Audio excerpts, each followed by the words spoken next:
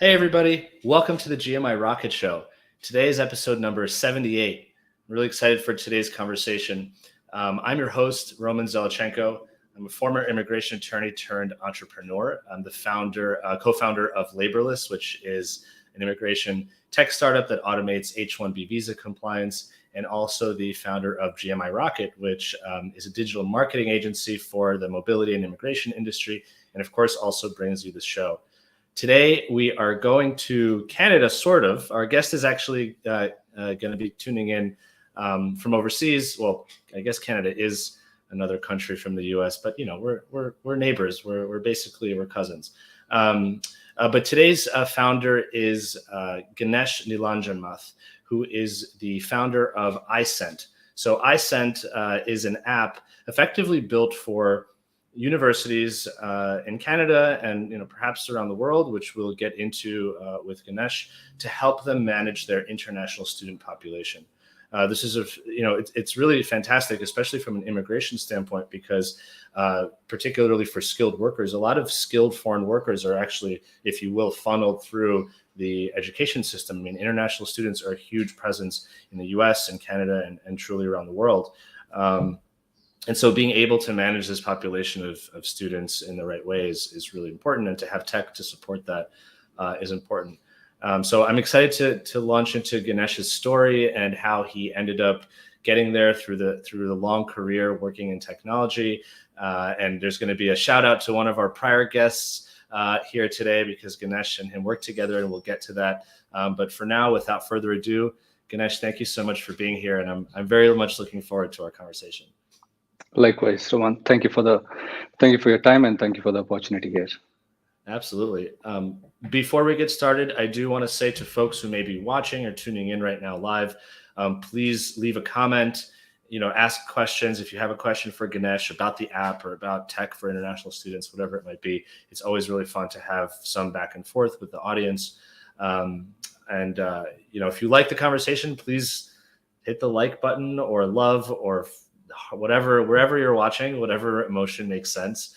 If it's funny, you can hit that laugh button on LinkedIn now. So yeah, please do, let us know through that. And it's always great to engage that way. So Ganesh, I want to almost jump ahead into your story, because there's so much about it that I'm really excited and interested about. But I think it's always really great and important to, start by really learning about the guest and the person behind the company. And I think, I love to learn about sort of the childhood in a way of each guest, in part because there are some people who start companies who've been sort of an entrepreneur their whole life. They sold toys when they were to their friends when they were kids. They had a stand, a lemonade stand, whatever it might be. And there's other people who were never like that and stumbled upon an idea, and then it sort of became a passion of theirs. So I'm curious, when you were growing up, tell me a little bit about that, what you were maybe like as a kid, what it was like for you, and where you grew up, of course. Sure. Yeah. Thank you. So I grew up in India, around Bangalore region, Karnataka, India. And I've lived in school residence all my life. So right since fourth grade. So I have been very disciplined since beginning in terms of waking up on time, doing my homework and whatever else. And project management is something that I've been introduced to right from the beginning or at an early stage, because my dad used to always, when my parents would come and meet us, they would be about what do you need, keep the list ready, when you so those kind of activities. So project management has been induced into my day-to-day life right since beginning. So that's part of the reason why I did project management. I'll come back to that a bit later. But yeah, I grew up in India, did my schooling, college, and university in India, did engineering in computer science from BUB Engineering College of Technology in Hubli. And then I worked in India for about 5 years, 3 years with INSZoom, and then 2 years, one year in Pune, and 1 year in Mumbai. Then I got an opportunity to work with IIC School of Business in Spain. So I did that, and I came to Canada as an international student, and then studied for a year, worked for a little bit, and then started iCent. So, and it's such a great overview, and of course that gives me the opportunity. It gives me the opportunity to dive into so much of your story. I think my question to you, before you entered university, if we go back a little bit, before you entered university in India, were you interested in computer science? I mean, or was this something that your parents said, look, this is a great career. Obviously computer science is really important in India because there's a huge technology. There was a huge technology boom before 2000. Since 2000, it has grown tremendously, and it's a really, really great way to have a good life. I mean, my family came here from the former Soviet Union. I was born there, but I was very small when I moved here. But throughout the Cold War, engineering in the Soviet Union was really important.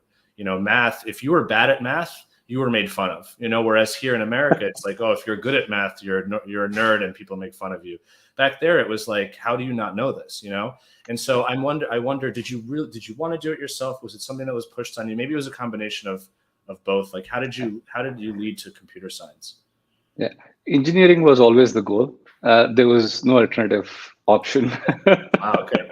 So engineering was always the goal, and I was always interested into automobile engineering, and I did my schooling around 1999. So that's around the time that I had to start thinking about college and the kind of engineering program that I would do. And around that time, 90s is when the application software started picking up. There's a lot of software applications came along. A computer became the thing of home. So I got to access computer around my 8th grade. So I started picking up things around that time. So turned out that I liked computers and the computer science engineering program. So I got enrolled, and I have 2 older sisters. My brother-in-laws were also computer science engineers working in the US. So I was guided by them, and turned out that I moved from automobile into computer science. Were you like, so I also had a computer when I was younger, and for some reason my parents put it in my bedroom, which is, when I think about it, crazy, right? Because I feel like the whole family would want to use the computer. But I was tinkering. I was learning HTML. I was building websites. I was probably like 12, 13 years old or something like that. Were you also like, just when you had access to the computer, were you just intrigued by it and trying to learn about it on your own? Or was it sort of just interesting, but you only learned really how to do certain things on it when you went to school? Sure. I mean, there's two aspects to computer science, right? One is the hardware and the physical aspects of the system, and then there is the software and what we are doing right now, the application. So when I saw the computer first, I was like, "How is this made?" I wanted to open it up and and figure out. So there comes the automobile piece, like mantling and dismantling kind of a thing. So I was very intrigued with how the system worked, how the internet thing worked on the computers. When I started, Yahoo was the most used site, I think, around that time. I had a Yahoo email created and Yahoo News and whatever else. So I was certainly very fascinated and interested in computer science, and I could see what's happening. There was Yahoo News and things like that. So I was like certainly very interested, but I was more interested in trying to figure out how was the system mantled, how things were put together, and how it connected to the internet. We had to have a phone line and plug in the phone line to, however it worked. Now we have direct broadband cables and things like that, but yeah, it was different. So it certainly was very interesting, and on top of that, watching movies on the system and things like that. So there was a lot of entertainment, education, and fun. Yeah, to think about how long it took to download things back then, and for images to sure. render. Do you remember an image would render just line by line like this if you were loading it on a page? I mean, kids nowadays don't remember that kind of thing. Sure. Yeah. That's great. So okay, so then you entered university, and actually we have a question here from somebody. Purvi Chaitani asks, what school? So I think you said it, but maybe Purvi missed it. What school did you study in? Sure. BVB College of Engineering and Technology in India, and Sheridan School of Business in Canada. Got it. Okay. Yeah, thanks. So yeah, I think it's probably the BVB college. So Purvi, thanks for your question. And for clarifying. Okay, so Ganesh, so I know you went into computer science, and you obviously were interested in the software aspect of it, but you also had some interest in the hardware, which is natural because you want to know how is the thing built, and then of course how do the systems work on it. And what I mean, it's exciting to me is, so you graduated and you got your first job at INSZoom, which, That's you know, Umesh Vaidyamath, who is the founder of INSZoom, was a guest on our show. He's a big, you know, influencer and just, you know, kind of mentor and a big deal in the immigration technology space. How did you find that job? Because for me, immigration tech, and I think for most people, it's such a narrow field. Did you know about it, or was it the kind of a thing where they were hiring and you found the job and you just happened to stumble upon, you know, this company, INSZoom? Yeah, around 2005, they were growing rapidly, and I was looking for a job after my graduation.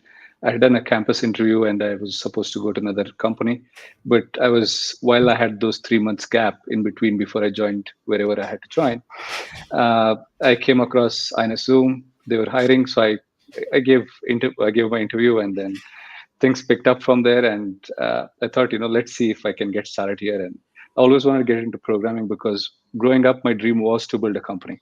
So, and I got an opportunity to, like how we talked about computers, I wanted to first understand the hardware piece and then come to the software. So likewise, when it came to building a company, I wanted to make sure that I understand the technicalities of building a company or a software.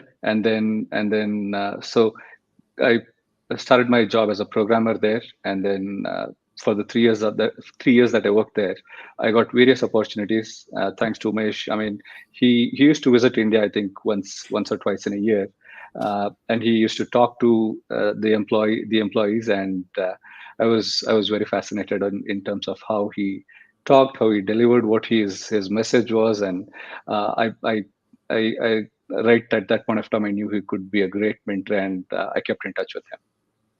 How is it, I'm curious, and just to get a little insider information, but, in a good way, what did you feel about the immigration technology space or the immigration industry in general at that time? Because like 2005, there were not a lot of tech solutions out there. There were a few, Zoom was probably the first, I think, cloud-based. I think Tracker, I'm not sure if Tracker at that time was already on the cloud or not. And I think there were a few predecessors that were really on-prem, and they were completely different. You have to get the CDs sent with the updated forms. Still technology, but a different version of it. Did you feel that you were in this like obscure, weird niche, or did you feel that, okay, this is an industry that's, random, yes, but it's growing and there's a lot of opportunity? I'm just curious how it was there at that time. Sure. Yeah. I mean, immigration and global mobility are like, it's always interesting because it's not a static, it's not a static world. It's constantly, it keeps us on our toes constantly. The immigration rules are changing.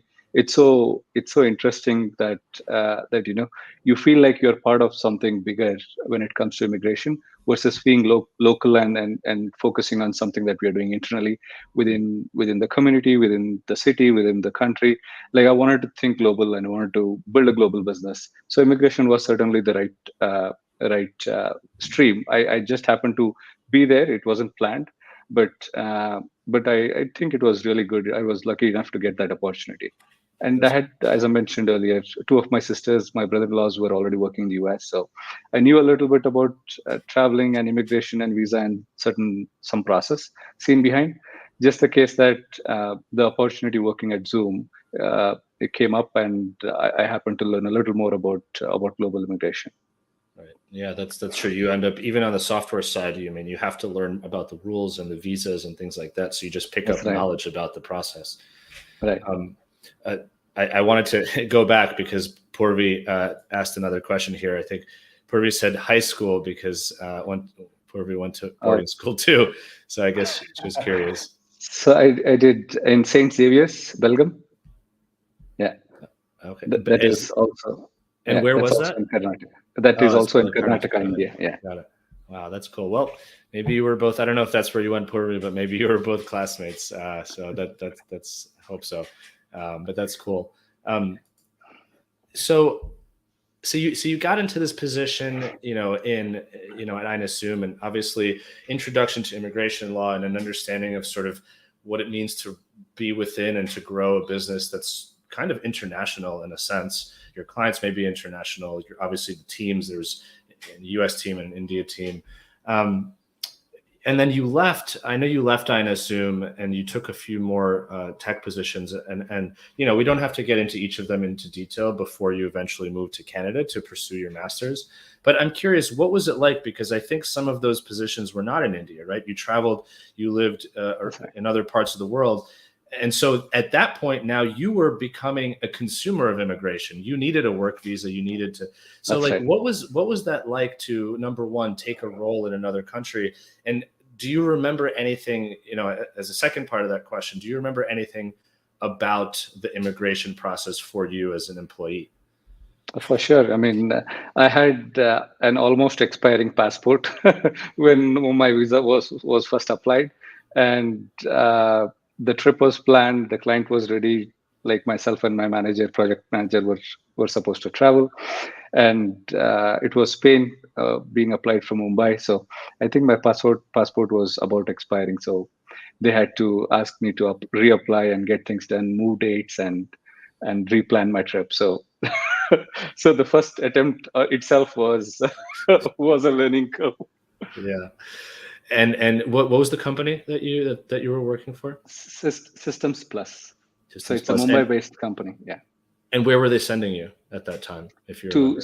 Spain, Barcelona, Spain. to work with IAC School of Business, which is one of the oldest business schools in Europe. And so you did move there. I mean, you eventually did go to Barcelona. Yeah, I mean, I went there for project work, and we see. did the project for about a year, and I came back, and I was studying at the same time, preparing for my education abroad, and that's part of the reason why I moved out of Zoom. I wanted to study. I started doing my GMAT, IELTS, and that was 2008 mid, and turned out that the US recession was it was a difficult time, so I decided to again join the workforce, and wherever I was studying, I found a job locally there as a temporary means to spend a year. And then turned out that they had a Spain opportunity, so I continued working there for a year. I finished that, and then applied to Canada, and then started my journey to Canada. Can you share a little bit about the work that you did while you were in Spain? Because obviously right now, you're working or you're building a company that's supporting universities and schools. That's right. And this sounds like it was the first job that you had where you were working for an educational institution. So I'm curious, from whatever you can share, from that time, were you working on anything related to international students, or were you just helping the school with software in general?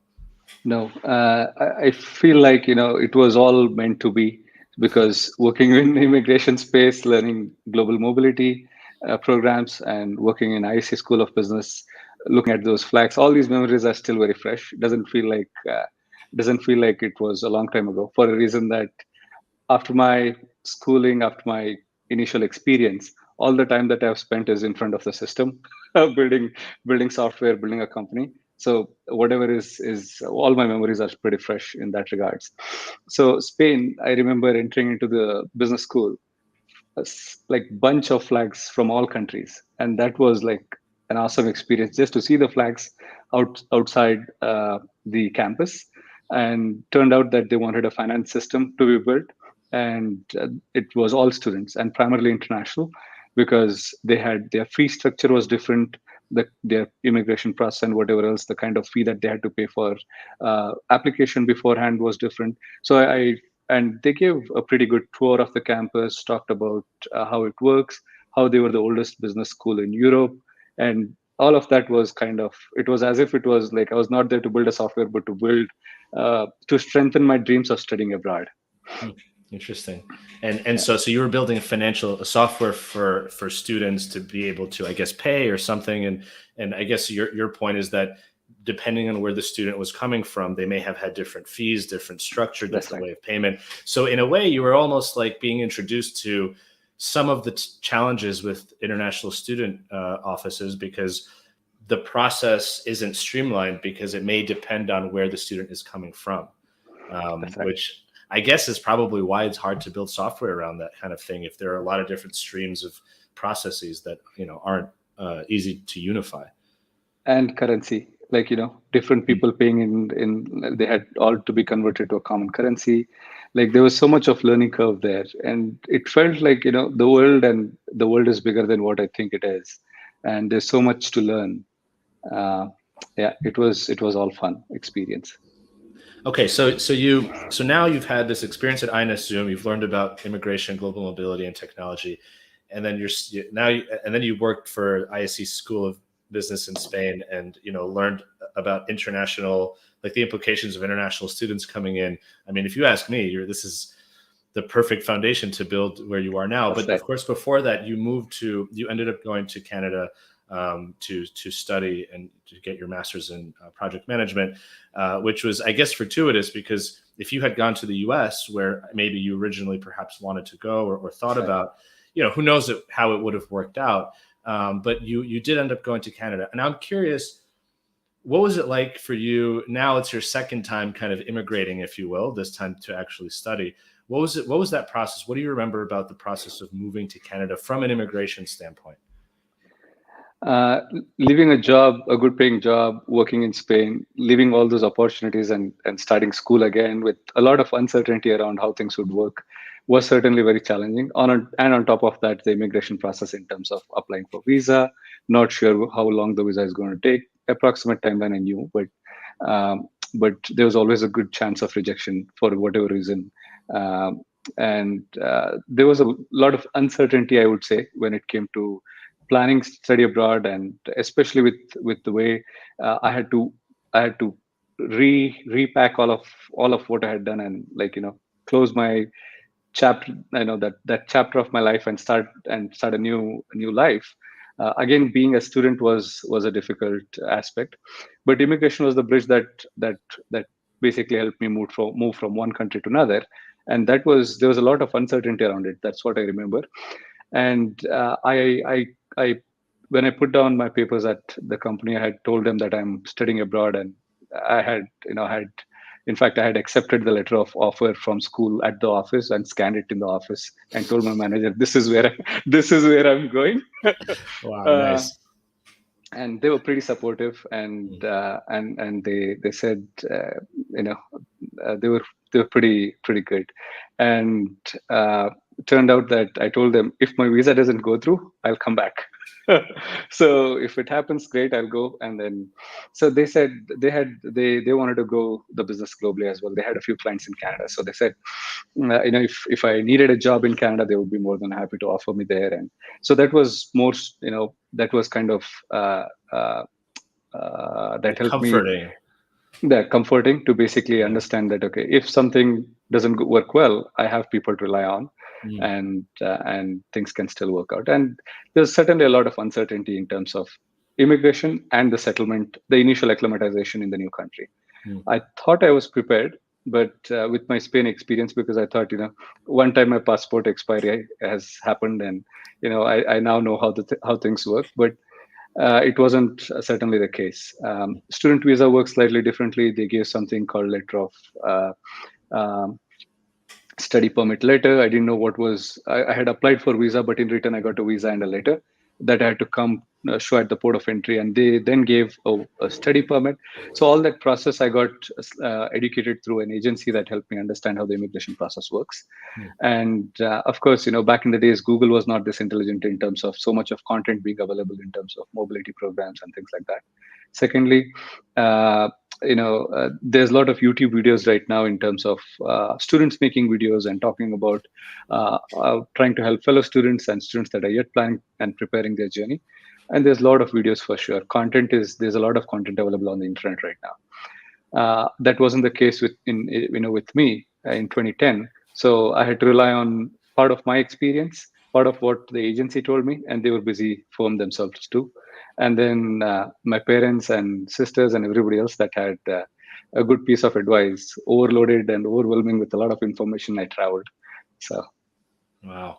But it's great that you had that experience, right? Because now you're working, trying to support international student offices at universities. And so you know what it was like to be an international student.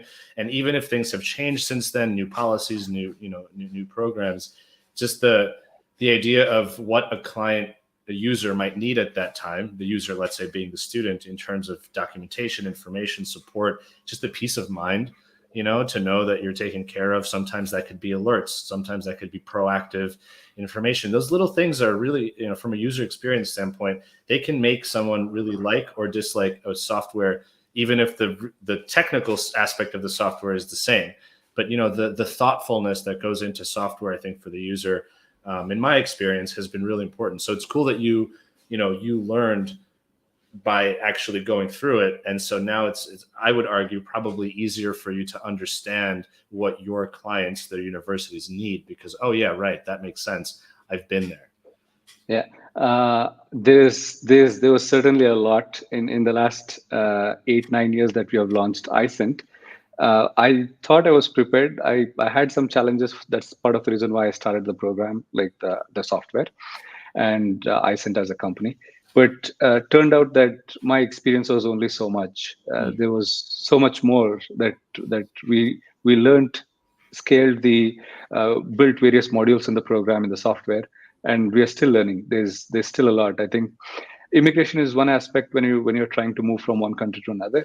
There's a lot of anxiety around what no friends in the new country, sometimes very few people that are relatives of relatives or friends of friends. And then 2 is career prospects, 3 is currency exchange and how much money we are going to have to spend. 4 is while you're studying, what kind of job will you get to do? Will you be able to manage studies and work together? So there's a lot of questions that come up. So when we provide software services to international students today, through the authorities, that's the international offices at colleges and universities, they know how to provide 360-degree support to their students. So we rely on them to basically help us understand what are their needs. So although we call it iCent app for international students, the sole motto is to basically empower the international offices to better support international students.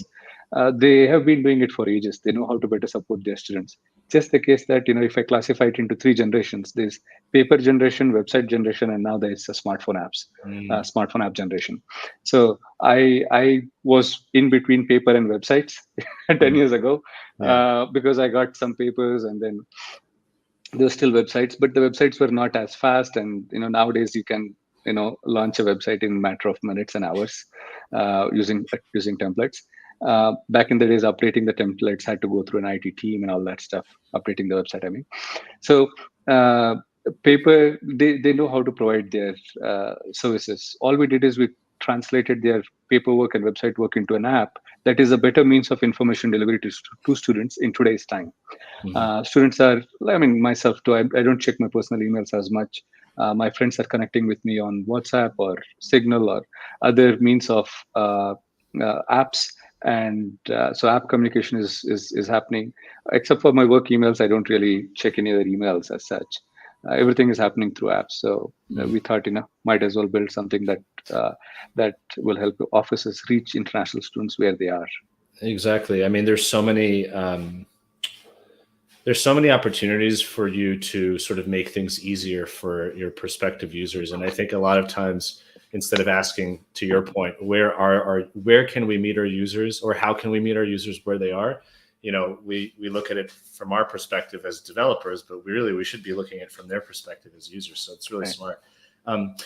Before we jump into iCent, I want to talk just very briefly about this experience that you had. You came to Canada. You studied in Sheridan College, as you mentioned earlier, and you got your master's in project management, which it sounds like you probably already were a master in project management, because since you were a kid, you were making checklists and you were creating processes. But I want to ask you about this sort of whole parallel life you had as an entrepreneur. I guess starting around 2008, 2009, when you sort of were coming to Canada, where you were building your software, like you were building products, some of which I guess were successful, some of it which weren't. I think this is great. And I want to dig into this a little bit because not only, I guess this was your first, foray into entrepreneurship. But then B, it sounds like you almost had your own lab where you tried different products. Some of them literally worked and became businesses that you exited, and others, I suppose, were a project that's experimented and didn't work. Can you talk a little bit about that? Like, first, I guess I'll ask you specifically, what are some, maybe one or two projects that or products that you built that didn't go anywhere, that you're like, okay, this isn't going to work? Can you share that? Because and I want to say that I think it's important to talk about these, because it's always easy to talk about the ones that succeed, but the ones that fail are just as important, especially as a lesson to others. So if you can share, if you remember, what were some of the ones where you were excited about, but then at the end we're like, this is not going to happen. This isn't going anywhere. Sure. The time around when I quit Zoom, I set up a company. The company is called Neeltech, and we started experimenting different. We meaning I had a small team of 4 people. I used to get projects, freelancing projects, try to see how things could work. Just wanted to build something right from scratch to start to finish, so that I get that whole experience, holistic experience of understanding how softwares are built, what happens. I was very, very interested even during my engineering time into two programs, especially database and then software engineering. So labs and whatever else around these programs, I was very interested in. Math, I'm supposed to be knowing math better, but I don't like math as much. So software engineering, database, that was really my kind of thing during engineering time. So when I planned to study abroad and I started to prepare in terms of examinations and things like that, I had this company that I had set up on the side to start experimenting things. And we built 9 different products, and iCent is the 9th one. 2 products we still have. iCent is one amongst them. The other one is I'm partners with one of the US based companies, and that's we still keep that going. But all the other 7, one I sold to the founders that originally created that software and moved out of it in order to start iCent. The other 6 didn't really do very well. An example of what kind of softwares we built as a team of 4 people is, and a simple example is, we use Constant Contact, MailChimp in today's time. We had an email software that would send bulk emails, and so that kind of a software. All I wanted to do is we extended the use case in a way that we could automate certain things and not have to come back. Salesforce was kind of expensive to figure out. Getting a software, trying to look for prospective clients, and have a CRM where basically you could house your prospects and start following up with them. Instead, I thought, the database itself will build it into. It was built for our own use, our internal purpose to start with. Instead of paying money and getting something else, we wanted to experiment, build, use, and sell the same. Mm-hmm. So that was the goal, and we used it in house for 2-3 years. And the CRM, where we call the newsletter tool or mass emailing tool that we built, that itself was our mini CRM, where we collected prospective client information, automated some process in terms of sending out reminders and updates about upgrades that happen to the software and things like that. And that we used for a little bit, and then we realized that there's more that's required as part of communication management, so that there are whole different products for that. So we didn't really see as much growth. Today, that software is one of the modules in iCent. We have 200 modules, and those that particular piece is still plugged into iCent, and both are on similar technologies, except for the version is changed now. But that's one example, one good example. The other one was case management in terms of incidents, issues happening, like a support tracking, like a support system like Jira that we use today, a ticket management system, you can say. So our clients could reach out to us and say, here, there's an issue. Can you fix it? Here, there's a new enhancement, a change request, or those kind of things. So these are all different products that we thought will scale over a period of time, but we kept them as mini versions, because I also got busy studying and working and doing other experiments. So turned out that those are modules that we use in today's time, but the original idea has not scaled as much as there's already constant contact for that. So it's not like you started to build these products and tried to sell them and then it didn't work out and you shut them down. It looks like that, you didn't see a business case for it as its own company or own product to put on the market, but the underlying technology, it sort of still lives in what you're building today. That's right. That's true. I mean, it wasn't really meant to scale, and it was built for our own foundation in a way that we would use it anyways in the future. That's part of the reason why we started investing into those softwares. And the most important thing that was on my mind at that point of time is I wanted to build a team and keep them busy. So I would come up with more more ideas and software options to keep the team busy. The goal wasn't to really sell the software and make as much money, but the goal was to build a strong team. I still work with our two core team members are working with us since 2008.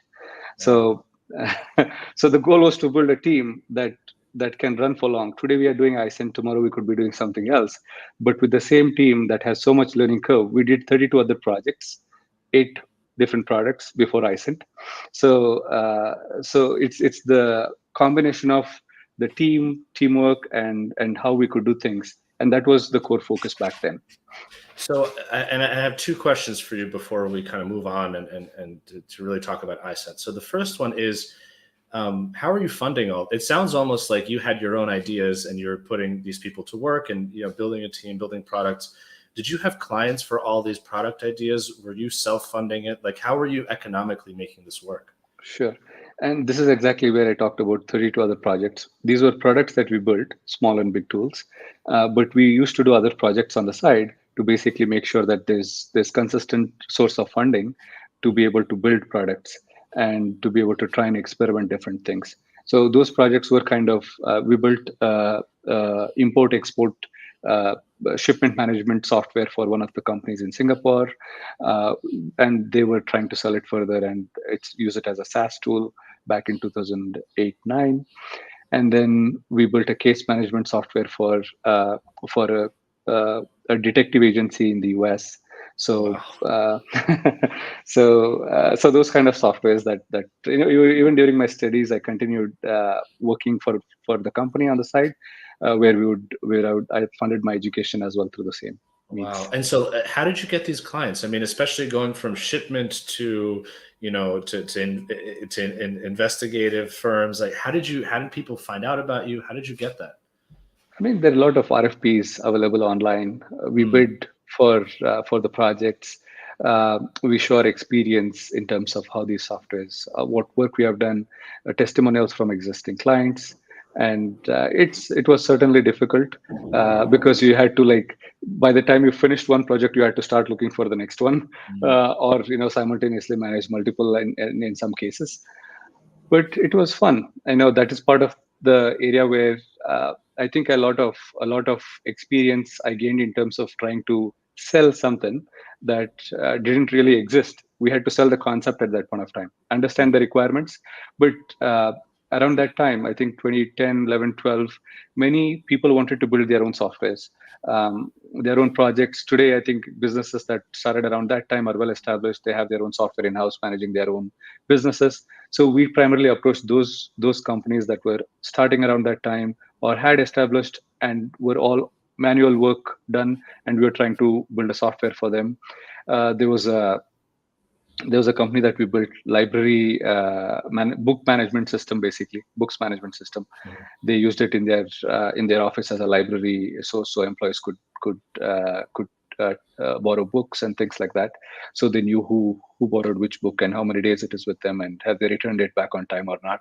And nowadays we send push notifications, but back in the days we would send emails as reminders to admin and the staff that basically, I'm used to the word student, but staff that basically borrowed the books and things like that. So it was certainly fun in terms of being on the toes all the time, trying to figure out what next, what's coming up.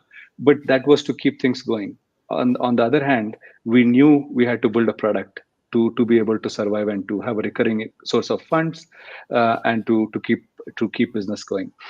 Just that I wasn't sure what it would be. So we were trying to figure out through different experiments, and through those experiments, whatever we did, I think part of it also was it didn't really touch uh, me personally in terms of me trying to I was trying to see if there is something that I would love doing for the rest of my life. So building an email system, building a case management system in terms of like a ticket management system, sorry.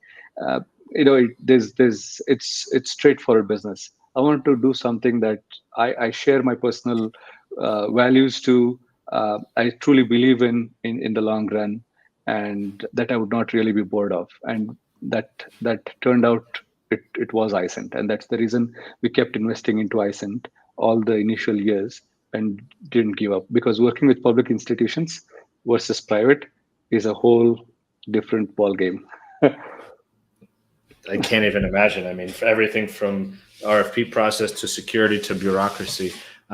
So Yeah. I mean that's such a great story, and I think a wonderful transition of to my question to you, which would be, so how did the idea for iSent come about? I mean, how did this become the product that you were building, and when did you say, okay, this is not just the product, this is going to be the company, this is going to be the thing that our team is going to focus on? When did that Sure. happen?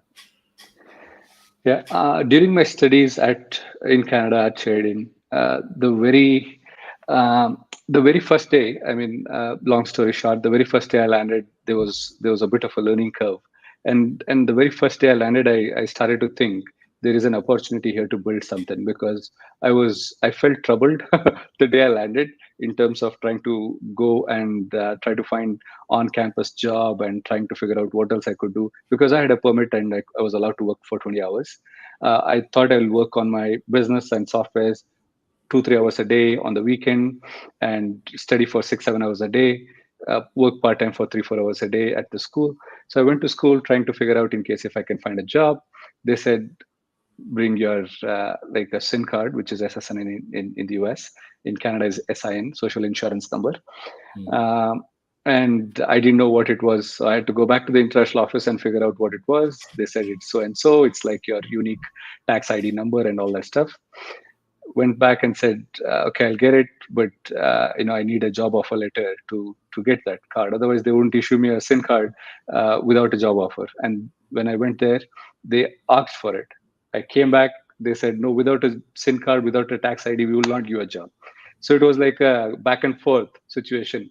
And I was like, I was not the first person to be landing in Canada, and it was already 2010. People travel to Canada for as students since 80s, 90s. So like there's something wrong here. So finally I requested them and I said, can you give a conditional offer letter that says, if I get a SIN card, then you'll issue me a job? They said, okay. I took it back. Wow. They were hesitant to give that, but somehow they gave one, and I took it back and I brought a paper copy, and later on came the card. But I was like, there's something off here. We should figure out what's going on. And probably I'm not the only student, because the school had 3,000 plus students back then, international. So since then things began, and turned out that I graduated. Throughout my period of graduation, again, project management checklist. I was studying management anyways, so I created a checklist of all my pain points as a student, and I started to understand from other students what their challenges were as well. So my sister was in the US. I want to travel from Canada to US for Christmas holidays, and or during my reading week. And I had to go through another immigration process, go to US consulate in Canada, get my US visa, and then prepare for myself. So I filed that visa by myself, trying to navigate the immigration process. And all these learning experiences, I had a note of. So after my graduation, um, I was in a class of 35. I was the one who got selected for a telecom based company to do my co-op. And the school called me back and said, here, sign a waiver, we'll use your resume as an example for other students, come and talk to them once in a while. And it turned out that I used to go to the career center, talk to a few students. I already had the experience. I was building softwares. I was able to manage it okay. So these students that came were freshers, like for the first time after graduation, first experience outside, trying. So I liked that experience mentoring, trying to figure out, help others, and it was international students. They were full of energy, all kids. I was a kid myself too, so it was a fun experience. So I thought I want to stay associated in this space with education sector, with particularly international immigration, and I started building something seen behind, which I wrote to the school in 2013, 2 years after my graduation, and said, "Here's something that I've built for myself. I've used it myself, but I had helped around 69 students by that time in those 2 years of graduation, and turned out that." It's very common. I From India, my family, somebody's friend, somebody's brother, sister, son that wanted to come to Canada. I was connected with, to say that here is somebody that we know. Talk to him; he might give you some advice. And before I went, I had to talk to my friend, my dad's friend's son as well, to understand how things work. Because my parents would be comfortable only that way. So it turned out that these students that I was trying to help, they had a lot of legal questions, and I was not an authority to answer those questions. And I did not want to take the risk and liability of delivering information that I was not fully aware of, because immigration laws change every now and then. There are certain other legal aspects in terms of school, insurance, etc., etc. So I thought, this tool belongs to the school and not to me. So it has to be in the hands of authorities that are responsible to deliver this information to students. So I wrote to the school, asked them in case if they wanted something that I had built, and not necessarily for commercial reasons, just something that I wanted to do as a thank you to the school as well. It took 2 years for them to say yes, that they want to use it. They used it for a year, and then finally said, "We want you to support this tool, and we'll pay you XYZ." And they helped us launch the tool. Used it for 3,500 students. The first day of launch, or the first week of launch rather, they had 3 orientation events in different cities or different parts of the world. We had 1,100 downloads of the 2,000 students that were coming. So they knew right away that it was going to be used, and that's when I decided this is going to be my full-time business. So slowly we tweaked that tool from being an independent nuclear or binary tool to basically start focusing on a SaaS-based product that we could scale. And we did not really market it, advertise it as much. We just did it with one school, one full year, completed 3 terms, built everything that they wanted as part of their use cases, and then started selling it to other schools. It's crazy to think about how long all of this took, because you graduated in what, 2010, you said? 11, yeah. 11. Okay. And then you had I think you said 2 years later, you just pitched them the idea. That's right? Yes, so 2013. And then, it took them 2 years to even 2 say, more yes, years. we'll use it. So really by 2015 is when they're just starting to use it. And, That's right. And to your point, I guess it doesn't just, and that's just using it. That's not saying, that's saying we'll try it. That's not saying, hey, we're going to, we're going to go buy it. Here's money, et cetera. So, yeah, I mean, that's a long time for you to just continue to support this and to be, confident about what you want to do and to be, I guess, passionate and excited about it. How did you navigate that, I guess, as somebody who is sort of an entrepreneur and a founder, and not give up and say, you know what, forget it. This is taking too long, too much red tape.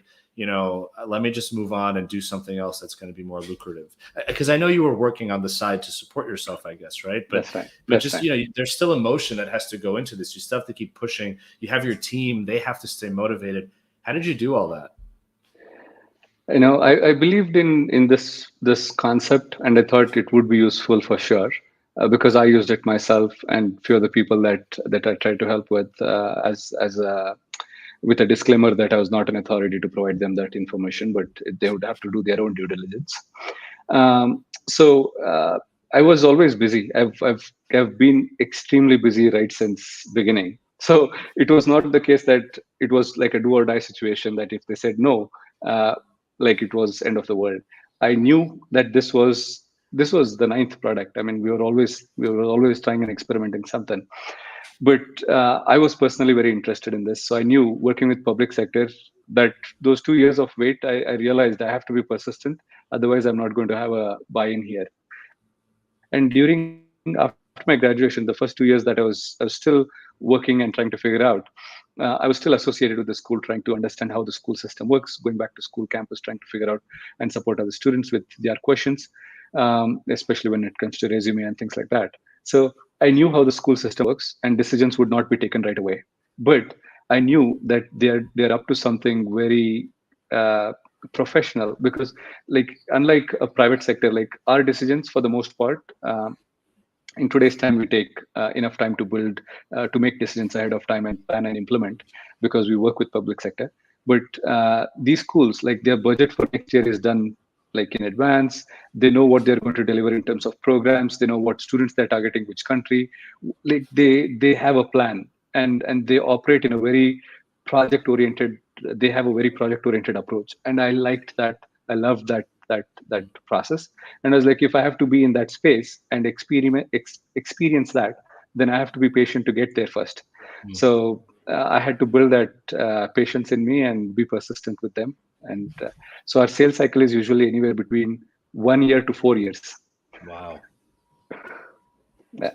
Wow. That's, I mean, you know, it's almost a breath of fresh air in today's world of maybe not as much anymore, but this idea of like start a company, you raise $50 million and you sell it for $500 million in 3 years. You know, I feel like there was this time when everyone assumed that you build a software company, you can exit it in under 5 years and, you know, be this like really successful person. But most businesses are not like that. Most businesses take time, especially if you're selling to organizations, if you're selling to public, universities, things like nonprofits, et cetera. So I think the key word for me there is you're patient, and you had to build the patience inside of you. And maybe if you didn't know much about the higher ed process, it would have been harder for you to build the patience. That's but right. You were there. You were there in Spain. You were there as a student in Canada. And I feel like, you're not taking it personally, the fact that they're taking a long time. You just understand that that's the way that That's part of the process process. works. Yeah. That's right. Yeah. That's really cool. Yeah. So, now I think it's a really great time for me to ask, what is iCent and what does it do? Sure. The department that supports international students in many schools, it's called International Center. So iCent is an abbreviation for International Center. International is I, Center is Cent. So iCent. Right. The product is basically a international student support CRM that helps them with pre-departure information, post-arrival or arrival information, landing information, acclimatization, academic success, graduation, career prospects. So it's the 360-degree support that schools provide to international students with special care, because they are students coming from a foreign country. The schools are not just providing education, but they're providing a cultural experience in the country that they're studying. So they have pretty good policies in place to basically take care of international students with extra care and extra effort that's required, because these international students might be homesick, they might be traveling first time. There are hundreds of other bells and whistles attached to a student studying abroad. So our product basically supports the international office with providing the kind of information that students want, the hand-holding and the supports that's required during the academic life cycle. So in a nutshell, iCent is a digital version of student handbook. Are are students who use it able to apply for anything through the app, or at least like put together their student visa application? Or like, I guess my question is, can they take action through the app? Is it just information and connection to the school? Is it a combination of both? No, it's a combination of three things. Information delivery from international office perspective. In some cases, it's called student service office. So information delivery, communication management, two ways, whether it is chat, push, email communication, service desk, help desk, or it is exchange of documents, issuing documents, collecting documents, passport, visa, issuing documents like travel support letter and things like that. And third is student engagement, to basically make sure that students are engaged in cultural activities, global competency activities, career prospects, career workshops, and collaborative events and activities. So to keep the experience going, to build great alumni graduating from these schools. So it's the entire student life cycle journey that's covered on the platform. And we didn't call it CRM off the bat when we got started. We called it the pre-arrival orientation tool. And as we grew with additional modules, we have in fact we just recently started calling it the student support CRM. Until then, we just call it as an international office software suite or a mobility suite that basically helps schools with bringing students on board, supporting them. If these students were interested in traveling abroad for a semester work or study program, then their visa process, their document collection, their insurance, and all of that is on the software. So it's both. It works both ways, supporting students coming inbound and supporting those students that are traveling abroad, whether it is domestic Canadian students or international. So I read recently that actually, I'm in the U.S., so that the past couple of years, especially during the prior administration here in the U.S., there was actually a decline in foreign students, in part because the H-1B visa was really, taking a hit from a policy standpoint. And obviously, a lot of international students come to the U.S. to hopefully eventually get the H-1B visa. On the flip side, during the pandemic, if I remember this correctly, the Canadian government was very flexible of starting to study abroad and still having that count towards your postgraduate work permit, which is our version of OPT, the ability to work and things like that. Did you see and this sort of coincides the last few years with your growth? I mean, and your did you see any increased interest during this period of COVID, or was COVID sort of a challenge for the business because travel was down and borders were closed? Sure. Yeah. I think international educators, people who want to study abroad, will study no matter what. I mean, I'm from the same category because I dreamt of studying abroad right since my school days, and I didn't want to give up on that. I just delayed because of U.S. recession in 2008 or global recession. I just delayed it for 2 years, but I still did what I wanted to do in terms of study abroad. So two phases of growth, exactly the way you put it. It was right. The previous U.S. administration declined in number of international students because of policy changes. Canada saw a lot of growth in terms of international students. That was a plus for us because the Canadian market in terms of international students grew quite big in 2018, 19. That was around the time that I also started to understand how a little more deeper in terms of how exactly international office operations happen, recruitment happens, support happens. So that was a real good growth period. Then came the COVID, and turned out that I was worried in 2020. I knew that supports is still required because we are student support software. Students that were already on campus needed that support, in country needed the support. And we have clients, 90% of our clients are in Canada, but we have clients in US, New Zealand, and Europe as well. So we knew that software our services would still be required, but I started to think about future growth. But then there's a lot of immigration policies that got changed. You're right. Canadian government, or the Canadian Immigration Department, which is also one of our clients, talked about allowing students to study from home, like online, and then they would count those days that they would be studying online from home towards their postgraduate work permit and immigration at a later stage. So Canada was really a plus for students to pick and choose Canada as a destination of study. And that basically helped us keep our business going and make sure that we support these students. And as part of what we do is, I do realize that providing software as a service alone in this space was not enough, because these schools that we work with are more like government offices. They start on time, close on time. Weekends is a holiday unless and until it's crisis and real emergency. So I knew there's more support service that we could build for off office hours and weekends.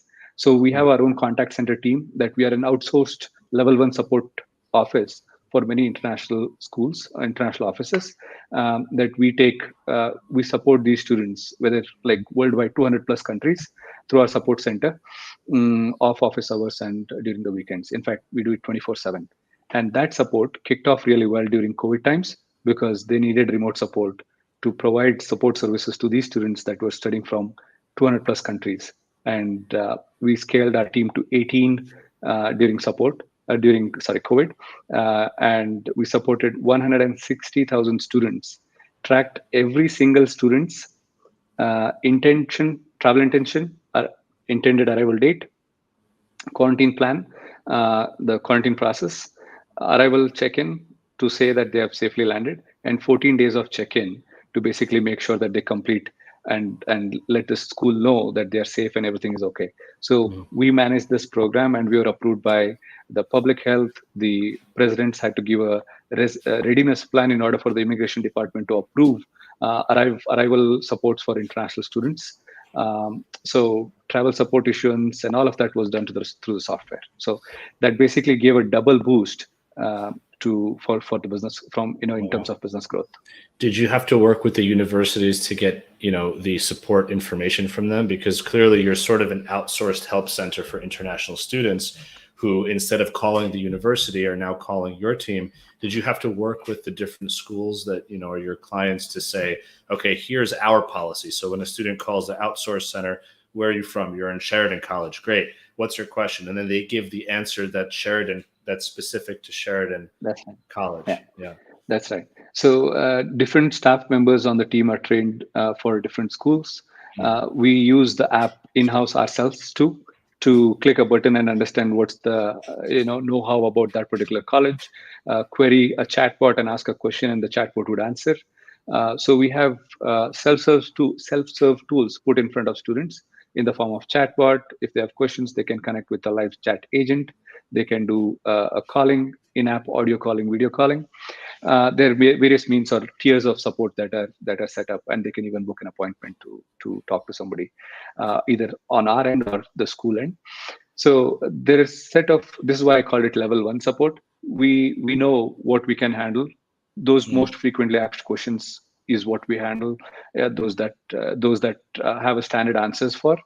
A very simple example is, I forgot my school password or student information system password. How do I reset?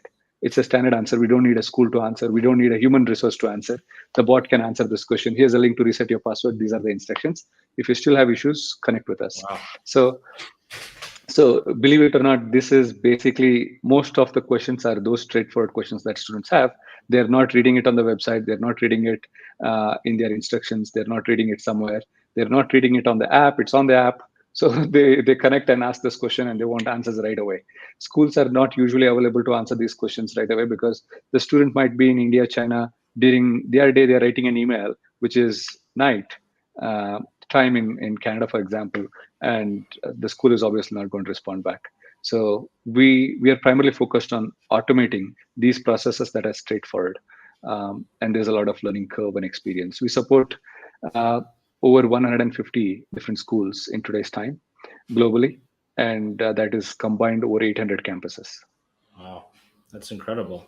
You must have a lot of data now on different student activity and trends and things like that. So I feel like at some point, at some level of growth, you can now start feeding information back to the industry and saying, hey, you guys are all disjointed, so you don't see these patterns. We actually see these patterns, whatever that might be, asking certain types of questions or where people are coming from, what they're studying. I don't know, things like that. I'm assuming there must be some interesting insights there. That's right. I mean, there's already, we do work with the high school, International High Schools Association, Language Schools Association, colleges, and universities. We are not working with as yet the association, but we work at all levels of education to basically to support their initiatives. They use our platform as well for various reasons. One of the core businesses as part of the platform is the international student support. But knowing what I knew, I built the platform pretty scalable. So if we sell iCent, we are going to use the same platform to build something else in matter of days and months versus years. That's awesome. That's really exciting. So I guess that would lead me to the question of, what do you see in the future for iCent? Obviously, there are many, many more universities that can use this, and meaning globally and things like that. I mean, do you guys have sort of a plan? Or are you just continuing to expand and work with universities, continue to build the product? Do you see this going outside of the university space and maybe into something that's also support based, but not within education? I don't know. Do you have any thoughts that you could share? Sure. In terms of growth in this space, when it comes to international students, immigrants in general, international students and parent like families that are migrating or naturalized immigration, we work with schools, colleges, universities for sure, but we also work with settlement agencies, not-for-profit associations, and IRCC, which is the immigration department equivalent of USCIS, also uses the app. They have rolled out the platform at 128 locations in Canada. All IRCC employees use the app as a return to workplace solution. They have to make a reservation to get back to office during COVID times. They launch the app.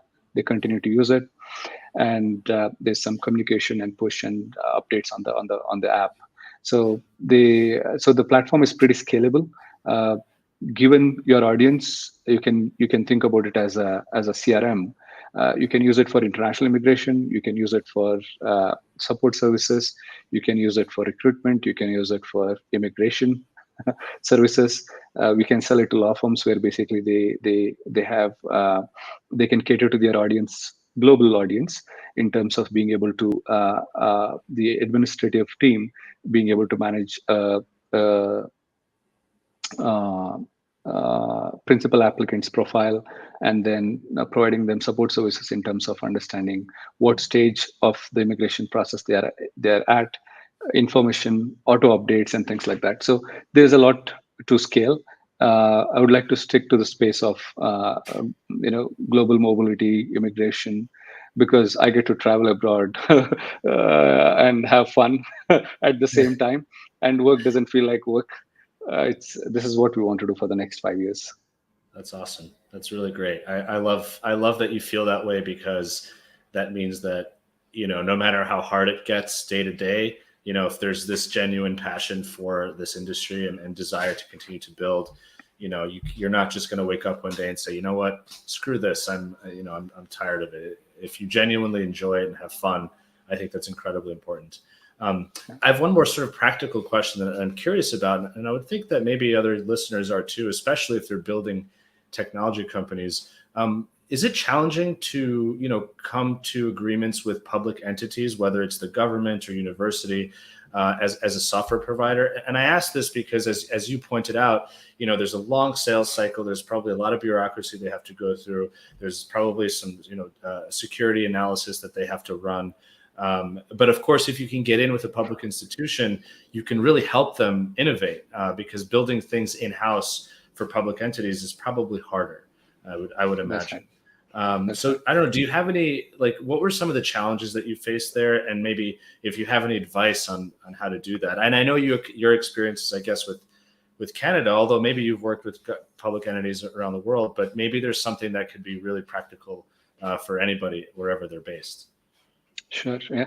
With public institutions, it's very difficult for sure, because no matter whether you're dealing with the senior manager, director, or the decision is not taken by one person. There's a committee that takes decisions, and sometimes there's no decisions that happen, or there are probably 50 things that they're yet to decide, and you're somewhere in that list.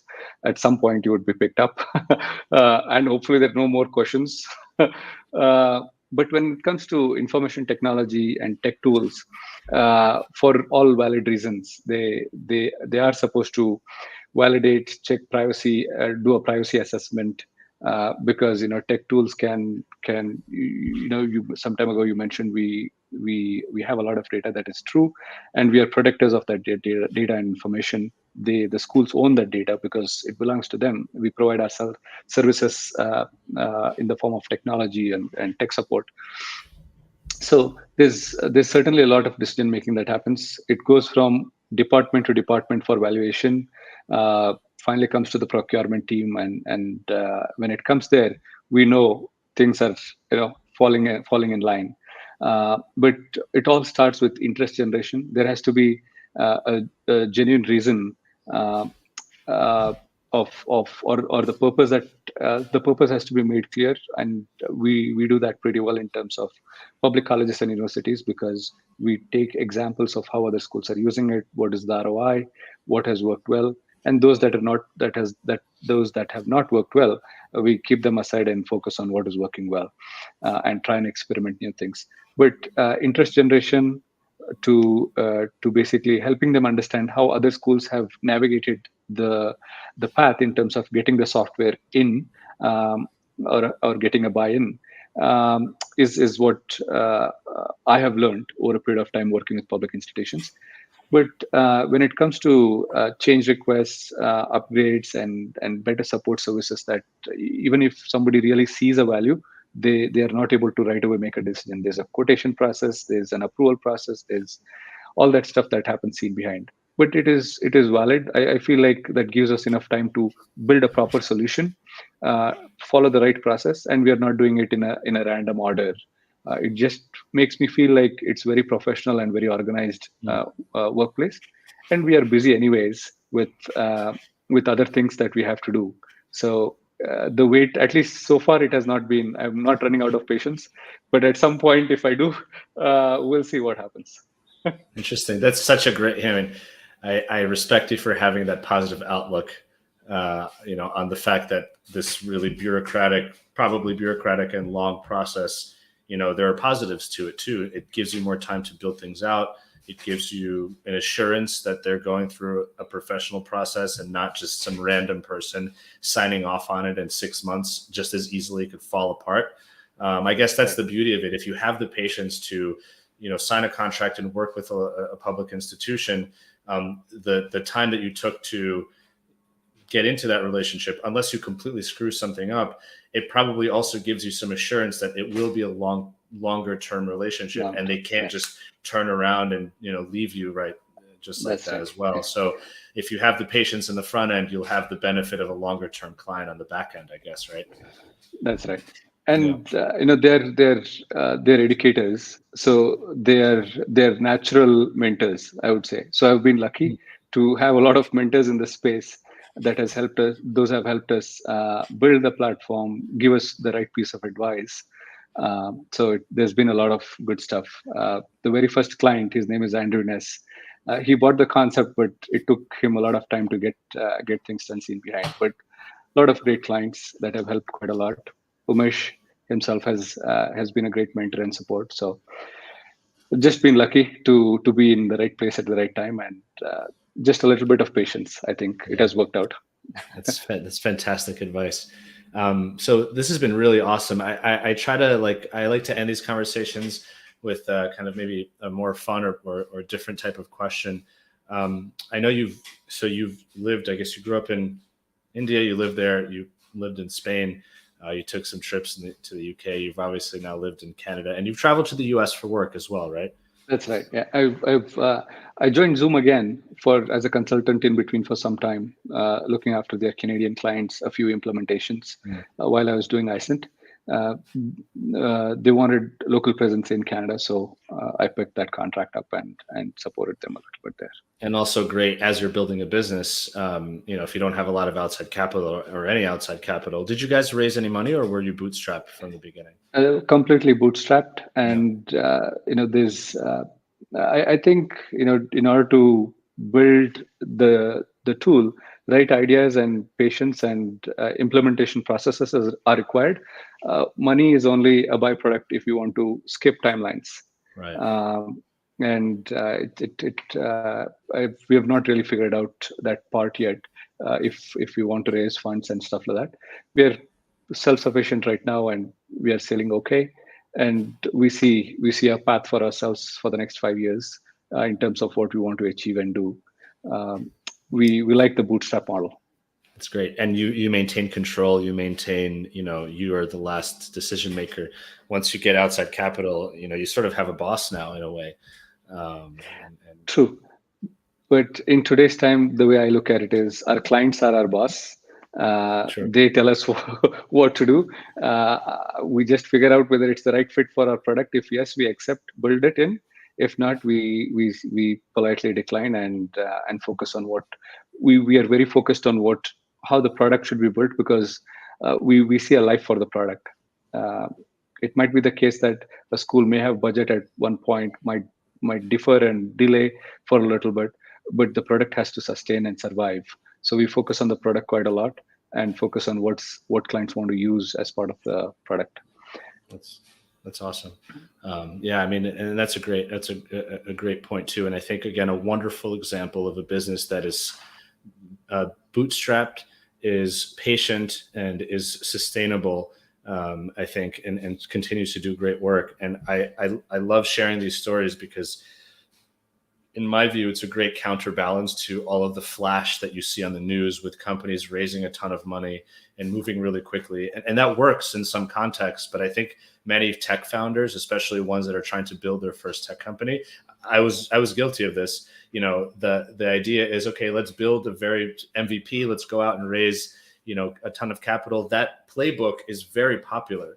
And I think people try to superimpose that playbook in industries and contexts where it's not always the best way to go. And they don't see alternatives where you can do it yourself. You can build it slowly. You can take separate projects on the side to, sustain yourself. So, thank you for sharing what you've done, and congratulations on what you've done, because I think it's a traditional business model where you build something of value, you find someone that will pay for it, and you take your time to get to a place of success, instead of being impatient and trying to get it right away.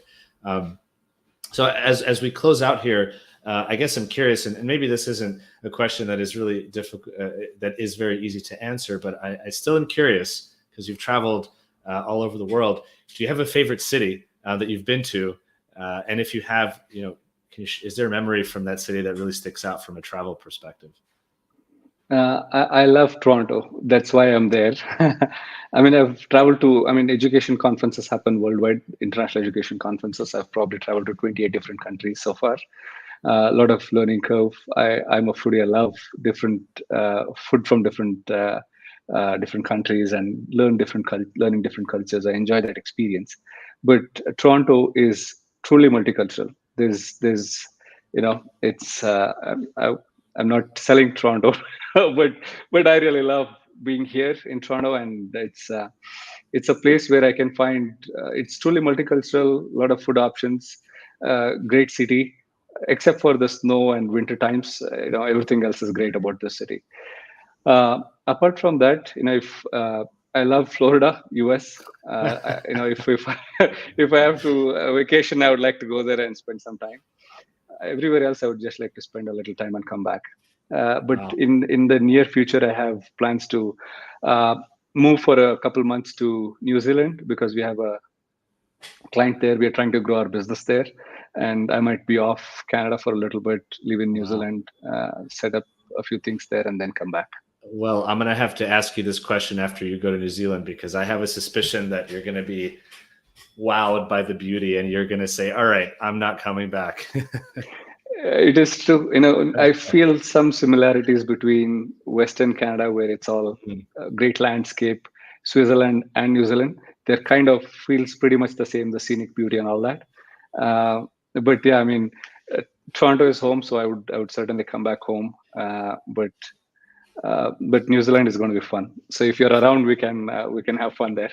I'd love to. I've never been to New Zealand, and I would love to go. And I think that the Ontario Tourism District, you should get a paycheck from them, or a check from them in the mail, because I'm sold. I was in Toronto a couple of weeks ago, and I love it. I love Toronto. So that's great. Well, Ganesh, thank you so much. This was an awesome episode and a really great conversation. Thank you for sharing everything and about your background and, of course, your growth. And again, going into detail about building a business within the context of bootstrapping and being patient and working with, institutions and clients that are not your traditional clients, but are definitely more challenging. I think this is really valuable, and I hope that listeners get some value out of it. I know I learned a lot, so I appreciate it. And again, thank you so much for joining. Thank you for your time. Thank you for all the great questions. And I got an opportunity to relive some of the moments building the company, growing up, and all of that. So thank you. It's been great. Likewise. Thanks, man. All right, everybody. Thank you so much for being here and for checking out this episode and hanging out, for your comments. Thank you, Purvi, for your questions. If you guys did end up going to the same boarding school, maybe something for you all to bond over. Again, I really appreciate you all being here. Just please stay tuned. Next week, we'll be back, another episode. In the meantime, if you're in Canada, happy Canada Day. If you're in the US, happy upcoming 4th of July. And have a great weekend, everybody. Stay safe, and hopefully see you here next week.